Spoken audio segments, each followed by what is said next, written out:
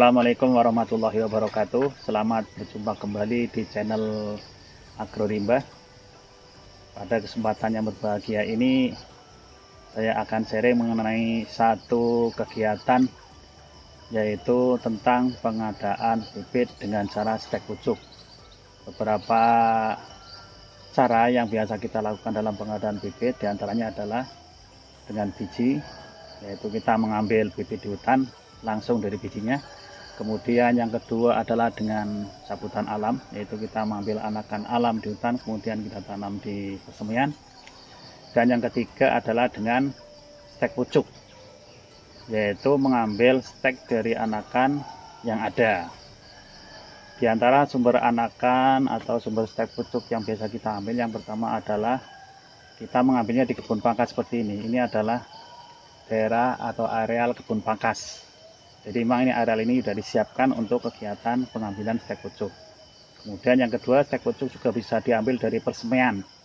Persemian yang ada di tempat lain kita manfaatkan, kita ambil pucuknya. Kemudian dari anakan yang diambil pucuknya itu kita pelihara lagi, sehingga bibit yang telah diambil itu bisa ditanam lagi di lapangan, ya kurang lebih jedanya sekitar 4 bulan. Kemudian yang ketiga, sumber stek yang kita ambil itu adalah dari anakan yang ada di hutan, anakan alam. Jadi stek juga bisa diambil dari anakan alam yang ada di hutan, kemudian langsung kita ambil steknya dan kita manfaatkan untuk pengadaan stek pucuk di persemian. Sahabat-sahabat sekalian, salah satu hal penting yang harus kita perhatikan di dalam mengambil stek pucuk ini, selain stek pucuknya dalam keadaan dorman atau dalam keadaan resting, hal yang penting juga adalah diusahakan mengambil steknya itu adalah dari batang ortotrop atau batang yang tumbuhnya ke atas ini. Kalau yang ke samping ini kemudian ini adalah cabang yang plagiotrop. Jadi ngambilnya yang cabang ke atas atau istilahnya cabang ortotrop. Di dalam riset sebenarnya ada juga yang menggunakan batang plagiotrop sebagai bahan stek dan bisa juga tumbuhnya ke atas juga lama-lama. Tapi kalau masih ada batang yang ortotrop atau batang yang tumbuhnya ke atas ini, alangkah lebih baiknya kita ngambil yang masih ortotrop atau yang tumbuhnya masih ke atas.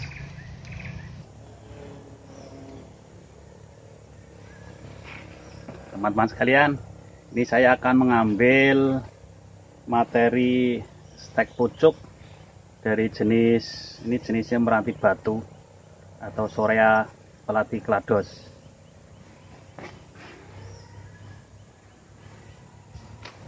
Ini satu,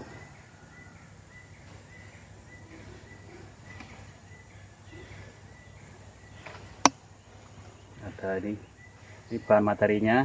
Jadi kalau bisa diambil yang dalam kondisi resting atau pucuknya tidak terlalu muda. Kalau seperti ini atau seperti ini pucuknya masih terlalu muda. Jadi diambil yang seperti ini dalam kondisi resting atau pada kondisi istirahat pertumbuhannya. Jadi seperti ini sahabat-sahabat sekalian, nanti bisa diambil yang cukup banyak.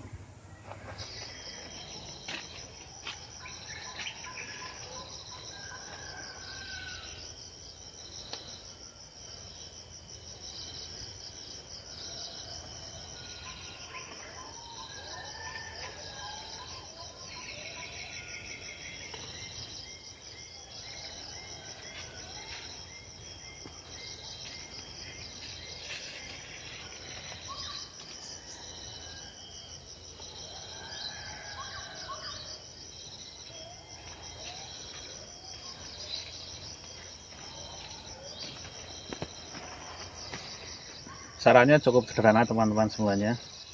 Ini adalah contoh dari pucuk yang sudah kita ambil. Caranya cukup sederhana, kita potong.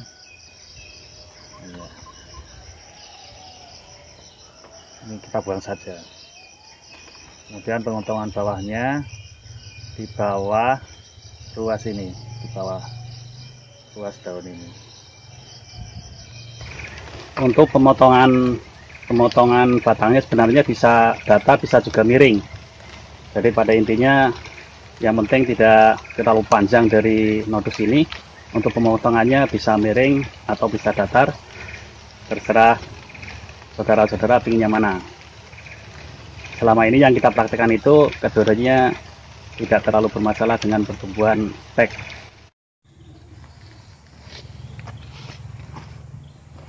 Jadi teman-teman sekalian, pada waktu kita mengambil materi stek pucuk ini, diusahakan bawa ember atau tempat yang diisi air, sehingga sehabis kita menyetek ini langsung dimasukkan ke tempat yang ada airnya, biar tidak cepat layu.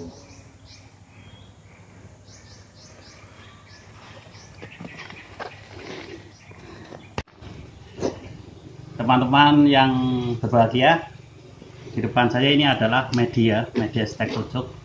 Jadi kalau kita bicara media, sebenarnya banyak sekali media yang bisa digunakan. Di antaranya adalah pasir. Pasir juga bisa dijadikan media untuk pertumbuhan stek. Dan di sini media ini adalah serbuk gergaji ini. Serbuk gergaji yang sudah busuk, mungkin sudah berbulan-bulan di hutan. Jadi bisa kita manfaatkan untuk media penanaman stek pucuk. Salah satu syaratnya adalah kalau bisa diusahakan dari media serbuk gergaji ini resinnya itu udah hilang atau fenolnya udah hilang, sehingga stek yang akan ditanam itu tidak terbakar, istilahnya tidak mati. Salah satu caranya adalah yang pertama kita ngambilnya yang sudah busuk, yang di lapangan ini sudah rumah seperti ini, atau dengan cara lain yaitu serbuk gergaji yang kita ambil itu direbus sampai mendidih sehingga resinnya itu hilang. Atau bisa juga serbuk gergaji itu dimasukkan ke air yang mengalir dengan asumsi bahwa air yang mengalir itu akan melarikan resin yang ada di dalam serbuk gergaji. Jadi paling simpel, kalau ada serbuk gergaji yang sudah busuk di tempat-tempat pengergajian, kemudian kita ambil dan kita gunakan sebagai media stek.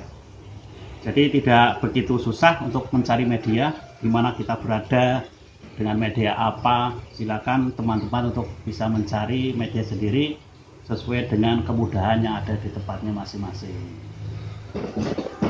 Sahabat-sahabat sekalian, salah satu tempat yang digunakan untuk penanaman stek pucuk di dalam greenhouse itu, di antaranya itu ada beberapa model. Jadi kalau kita lihat di buku-buku referensi atau pustaka, ada beberapa model yang bisa digunakan untuk penanaman stek pucuk. Di antaranya dengan bak stek. Nah, itu model paling banyak pada saat itu, zaman dulu itu pakai bak stek, banyak dipakai untuk penanaman stek pucuk. Di dalam bak stek itu kemudian diisi pasir yang sebelumnya sudah disterilkan dari fungi, dari jamur, dijemur dulu biasanya atau direbus. Itu yang menggunakan bak stek. Kalau ini menggunakan potres. Tempatnya seperti ini teman-teman semuanya.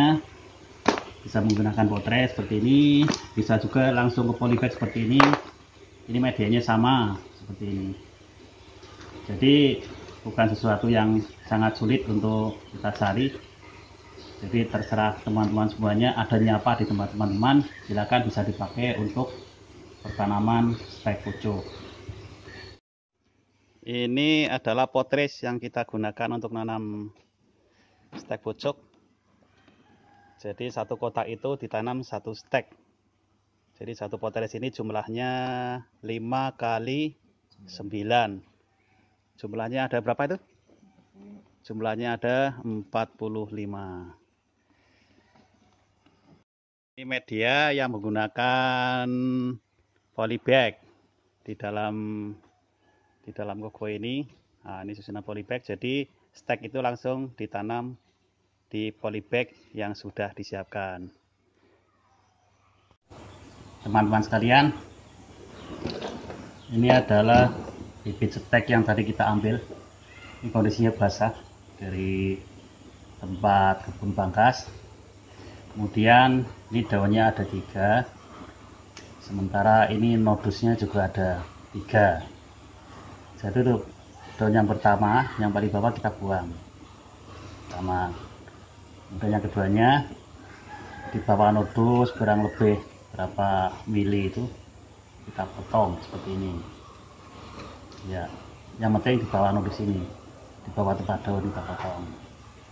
Agak panjang sedikit juga tidak apa-apa, sekitar setengah senti di bawah nodus juga tidak apa-apa.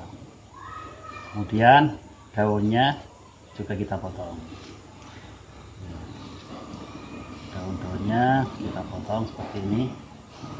Seperti teman-teman semuanya, kalau ada roton F, sebenarnya pangkalnya itu bisa dioles dengan penumbuh akar. Tapi kalau tidak ada, tidak dioles juga tidak apa-apa. Buktinya yang di sini, di greenhouse ini tidak menggunakan perangsang akar, tapi bisa tumbuh. Setelah seperti ini, kemudian kita tanam teman-teman semuanya. Kita tanam di dalam potres ini. Ini medianya adalah serbuk gergaji. Ini kita tanam teman-teman.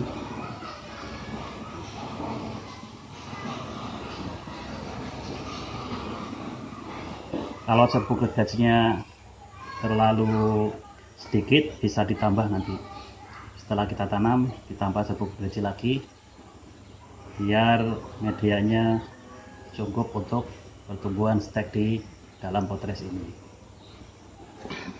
Teman-teman semuanya, jadi dari stek yang sudah kita tanam ini, setelah ditanam di potres ini, kemudian kita pindahkan ke tempat kofko. Jadi akan kita pindahkan ke sana dan kita simpan dalam beberapa waktu.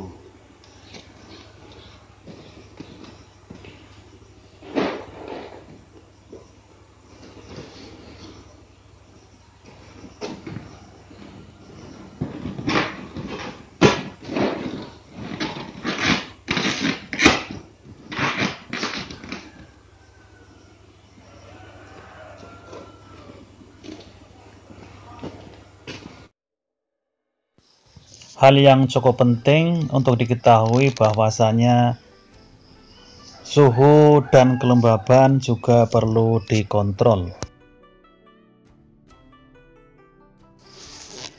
Dari alat higrotermometer yang kita pasang menunjukkan bahwa suhunya 26 derajat Celcius dan kelembabannya 75%.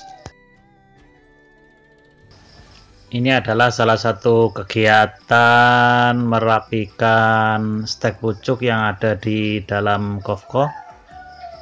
Penambahan media juga kadang-kadang diperlukan dan merapikan daun-daun yang berserakan. Nampak bahwa di dalam sungkup tersebut menunjukkan adanya bibit yang sudah mulai hidup dan tumbuh. Dengan tumbuhnya daun-daun baru, maka stek pucuk tersebut sudah bisa untuk disapih dan ditempat di bedeng aklimatisasi. Sahabat-sahabat sekalian, demikianlah sedikit sharing saya mengenai cara pembuatan stek pucuk, terutama di Brokat Pase. Mudah-mudahan ada manfaatnya. Dan apabila ada saran atau kritik bisa ditulis di kolom komentar. Terima kasih. Wassalamualaikum warahmatullahi wabarakatuh.